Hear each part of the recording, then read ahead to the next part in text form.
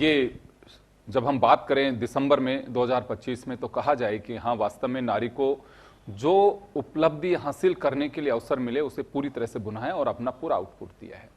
तभी स्टूडियो में हमारे अतिथि मौजूद हैं। हमारे साथ साहिल त्रिवेदी जी हैं, मोटिवेशनल स्पीकर हैं हमारे साथ। चले साहिल जी, आपके पास में आना चाहूंगा। क्या मोटिवेशन होना चाहिए इस बार 2025 में, खासकर महिलाओं के लिए?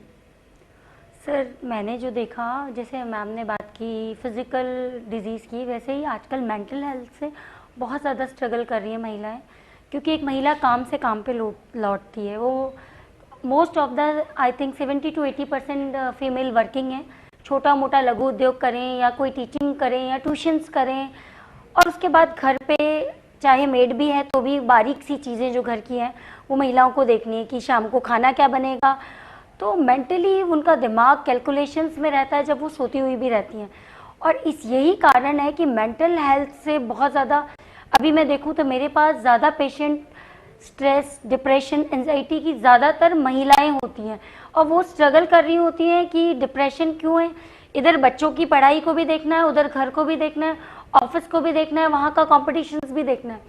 तो मैं महिलाओं को एक सजेशन दूंगी कि एक तो अपनी नियमित दिनचर्या को हम फॉलो करें कि एक टाइम पे उठना, एक टाइम पे सोना, और एक हमने बचपन में एक हम प्रेयर बोलते थे, वो सभी को, महिला पुरुष सभी को बोलनी चाहिए और अपने पे लागू करनी चाहिए।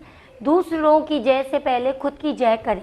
मतलब हम लोग फिजिकली फिट रहेंगे तो ही हम लोग फिजिकली मेंटली फिट रहेंगे, तो ही हम अपने परिवार को, समाज को फिट रख पाएंगे। जैसे कहा जाता है कि एक महिला पढ़ेगी तो 2 परिवार पढ़ेंगे या समाज पढ़ेगा, एक पुरुष पढ़ेगा तो एक पुरुष ही पढ़ेगा। उसी तरह से एक महिला मानसिक रूप से और शारीरिक रूप से स्वस्थ रहेगी तो ही वो अपने परिवार को, अपने समाज को स्वस्थ रख पाएगी। तो स्पेशली जैसे pre pregnancy, post pregnancy stress आजकल बहुत ज़्यादा हो गया है, क्योंकि खाने की चीज़ें फ्रिज में रखी हैं, ये कह के हम सिर्फ साइड में नहीं हट सकते।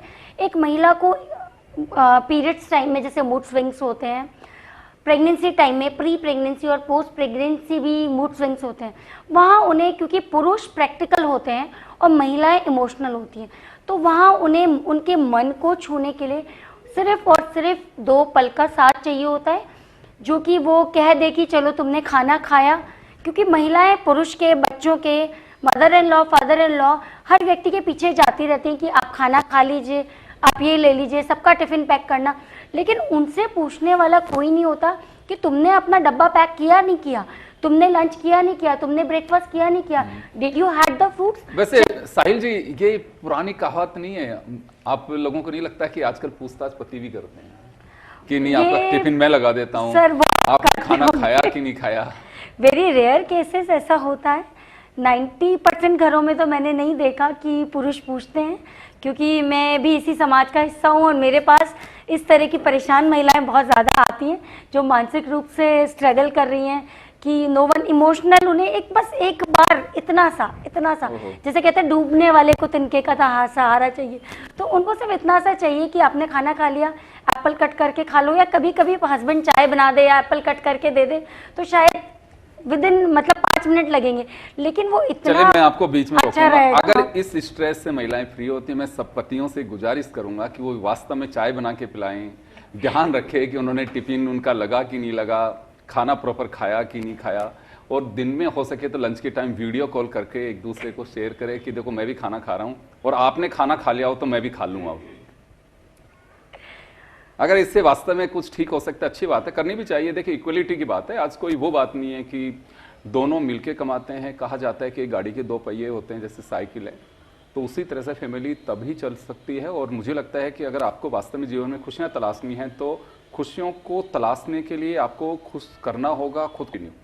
World moves on, give and take, और हमारा जीवन वर्ल्ड मतलब बिजनेस नहीं है, लेकिन सर एक दूसरे का हाथ से हाथ और साथ से साथ मिलाकर चलने से ही जिंदगी आसान और सरल होगी। कोई अकेला चना बाहर नहीं झोंक सकता, तो ना तो महिला संपूर्ण है ना पुरुष संपूर्ण है। एक दूसरे से मिलके ही हम एक समाज का निर्माण करते हैं और उसी से समाज चलता है।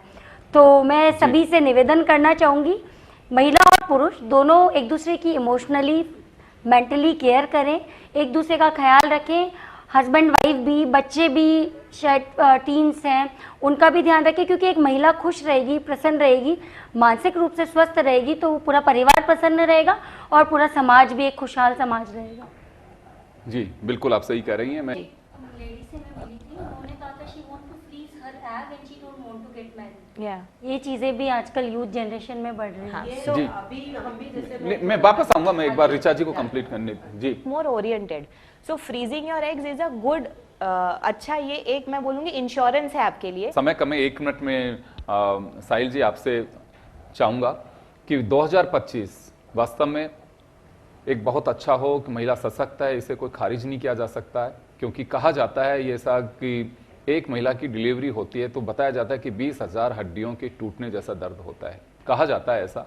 तो हम अंदाजा लगा सकते हैं कि वो ताकत महिला में ही होती है सहन शक्ति की।